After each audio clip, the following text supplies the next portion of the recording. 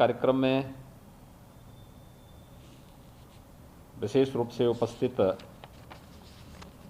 Zurich airport international के प्रतिनिधि के रूप में Yamuna international airport private limited से क्रिस्टोफ जी, श्रीमती किरण जैन जी, श्री शोभित गुप्ता जी, श्रीमती नीलम खत्री जी और उपस्थित हमारे नागरिक उड्डयन विभाग के निदेशक और अन्य अधिकारीगण,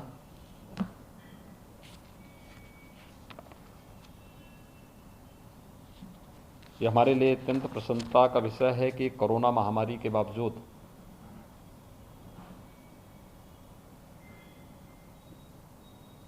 उत्तर प्रदेश का नागरिक उड्डयन के क्षेत्र में एक महत्वपूर्ण प्रोजेक्ट जेवर इंटरनेशनल एयरपोर्ट के रूप में विकसित हो रहे इस ग्रीनफील्ड एयरपोर्ट के निर्माण की कार्रवाई अब वास्तविक हकीकत की ओर बढ़ रही है।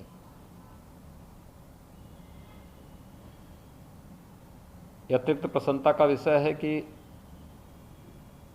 यह प्रोजेक्ट हमारा उस क्षेत्र में स्थापित हो रहा है जहां पर किसी भी प्रकार का निवेश एक अपने आप में सपना होता था।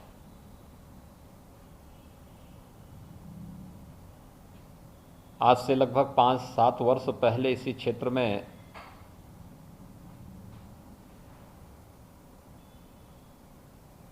मिसमैनेजमेंट से कुछ बड़ी ऐसी घटनाएं घटित हुई थीं जिसने इस क्षेत्र की पूरी छवि को ही खराब किया था और निवेश की संभावनाएं यहां से कोसों दूर हुई थी। लेकिन एक बार जब वहां के किसान भाइयों के साथ संवाद बनाया गया और एक पारदर्शी व्यवस्था प्रदेश के अंदर जब लागू हुई तो आज उसका परिणाम भी देखने को मिल रहा है कि देखते ही देखते 1634 हेक्टेयर लैंड 1334 हेक्टेयर लैंड राज्य सरकार आपसी सहमति के आधार पर अधिग्रहण करने में सफल हुई है और आज एक एक करके सभी प्रक्रियाओं को इस सदी की सबसे बड़ी महामारी के बावजूद हम पूरा करते हुए लाइसेंस मेमोरेंडम जो राज्य सरकार की joint venture company Noida international airport limited तथा विकासकर्ता ज्यूरिक एयरपोर्ट इंटरनेशनल एजी की SPB Yamuna international airport private limited के मध्य हस्ताक्षरित हुआ है। हम सब जानते हैं कि एविएशन का सेक्टर अत्यंत संभावनाओं वाला है, विकास के नए आयाम प्रस्तुत करने वाला है और आर्थिक विकास की उन सभी संभावनाओं को भी आगे बढ़ाता है जहां पर देश के प्रधानमंत्री जी के उन संकल्पों को कि हवाई चप्पल पहनने वाला भी हवाई जहाज की यात्रा कर सकता है, यह व्यक्ति की आर्थिक समृद्धि का द्योतक भी है। यानी आर्थिक समृद्धि का आधार भी एविएशन सेक्टर से आगे बढ़ सकती है। यह अब हकीकत में देश के अंदर देखने को मिल रहा है। उत्तर प्रदेश जैसे राज्य में भी ये चीज़ें देखने को मिल रही हैं। प्रदेश के अंदर प्रधानमंत्री मोदी जी के मार्गदर्शन से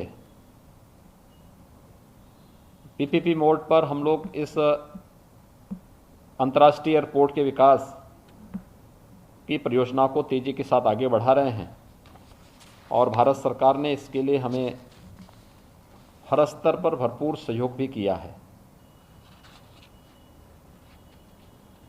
जेवर एयरपोर्ट की स्थापना में उत्तर प्रदेश में न केवल निवेश की भारी संभावनाएं तेजी के साथ आगे बढ़ेंगी, बल्कि रोजगार के माध्यम से हम उत्तर प्रदेश के अंदर पलायन की समस्या को भी काफ़ी हद तक रोकने में हमें मदद मिलेगी।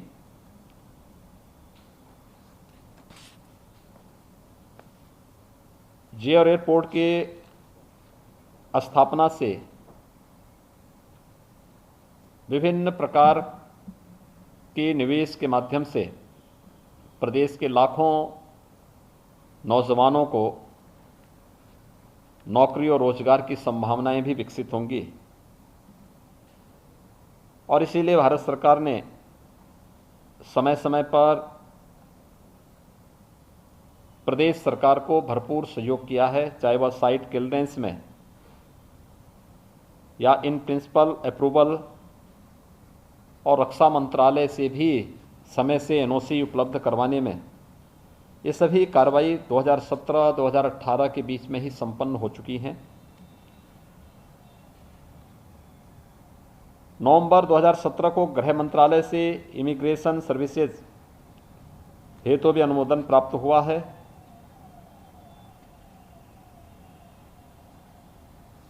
इसी प्रकार से जेवर अंतर्राष्ट्रीय एयरपोर्ट के विकास की परियोजना हेतु पर्यावरण, वन एवं जलवायु परिवर्तन मंत्रालय भारत सरकार से हमें मार्च 2020 को पर्यावरण क्लियरेंस भी प्राप्त हुआ है। एयरपोर्ट की स्थापना हेतु लगभग 4100 करोड़ रुपए की लागत से भूमि अर्जन, पुनर्वासन और पुनर्व्यवस्थापन में उचित प्रतिकर और पारदर्शिता का अधिकार अधिनियम 2013 में विहित व्यवस्था के अनुसार 1334 हेक्टेयर भूमि का अधिग्रहण किया जा चुका है। एयरपोर्ट की भूमि से संबंधित परिवारों के पुनर्वासन और पुनर्व्यवस्थापन हेतु आवश्यक 48.09 हेक्टेयर भूमि का अधिग्रहण भी पूर्ण किया जा चुका है। कार्यदायी संस्था यमुना एक्सप्रेसवे औद्योगिक विकास प्राधिकरण द्वारा विकास संबंधी कार्यों को ई टेंडर कर स्थल पर विकास कार्य प्रारंभ कर दिए गए हैं। एयरपोर्ट के विकास हेतु ग्लोबल ई टेंडर के माध्यम से सबसे अधिक प्रति पैसेंजर राजस्व की बोली लगाने वाली कंपनी ज्यूरिक एयरपोर्ट इंटरनेशनल एजी को विकासकर्ता के रूप में भी चयनित किया गया।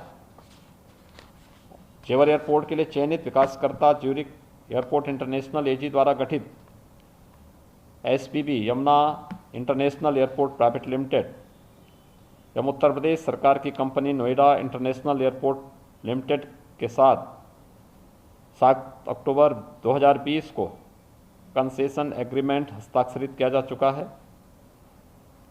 Yamuna international airport private limited, Noida international airport limited एवं राज्य सरकार के मध्य त्रिस्तरीय स्टेट सपोर्ट एग्रीमेंट 1 मार्च 2021 को Yamuna international airport private limited एवं नोएडा इंटरनेशनल एयरपोर्ट लिमिटेड के मध्य 17 जुलाई 2017 को शेयर होल्डर एग्रीमेंट भी निष्पादित किया जा चुका है।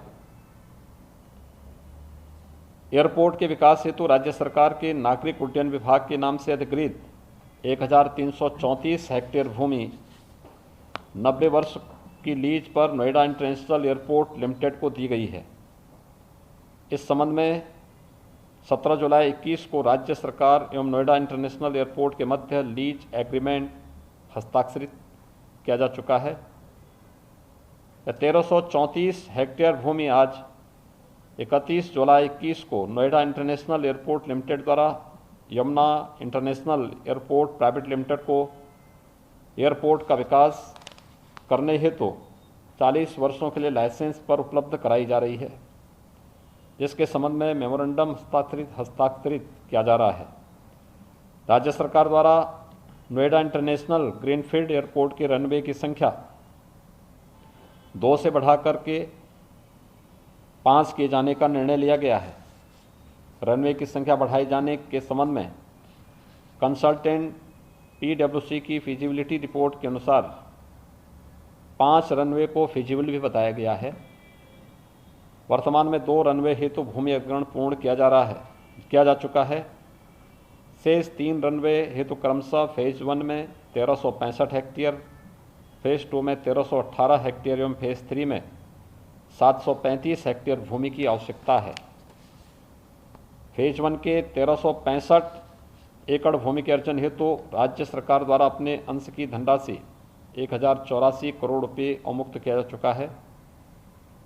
जेवर एयरपोर्ट की कनेक्टिविटी की दिशा में भी काम चल रहा है। इसके लिए इस एयरपोर्ट को हाई स्पीड रेल से जोड़ने इंदिरा गांधी एयरपोर्ट से सड़क मार्ग द्वारा जोड़े जाने तथा मेट्रो रेल से जोड़े जाने की कार्रवाई भी प्रशस्त है।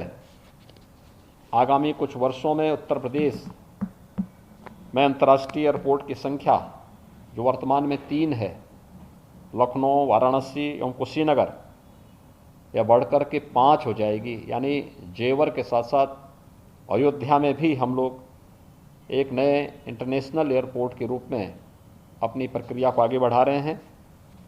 मुझे विश्वास है कि ये 5 एयरपोर्ट आने वाले समय में उत्तर प्रदेश की अर्थव्यवस्था को एक नई ऊंचाई तक पहुंचाने में, यहाँ के पर्यटन की संभावनाओं को, प्रदेश में निवेश की संभावनाओं को तेज़ी से आगे बढ़ाने में मदद करेंगे। आज के इस अवसर पर मैं एक बार फिर से इस जेवर अंतर्राष्ट्रीय एयरपोर्ट के निर्माण की प्रक्रिया को तेज़ी से आगे बढ़ाने के लिए हृदय से अपनी शुभकामनाएं देता हूं और विश्वास करता हूं कि सभी कार्यक्रम हमारे समयबद्ध ढंग से आगे बढ़ते हुए प्रदेश और देश की इन आकांक्षाओं को पूरा करने में हमें मदद मिलेगा। आप सबके प्रति मेरी शुभकामनाएं। धन्यवाद।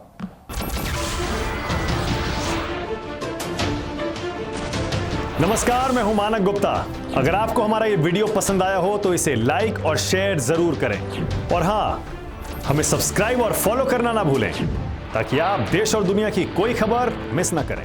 तो जुड़े रहिए हमारे साथ और देखते रहिए न्यूज़ 24।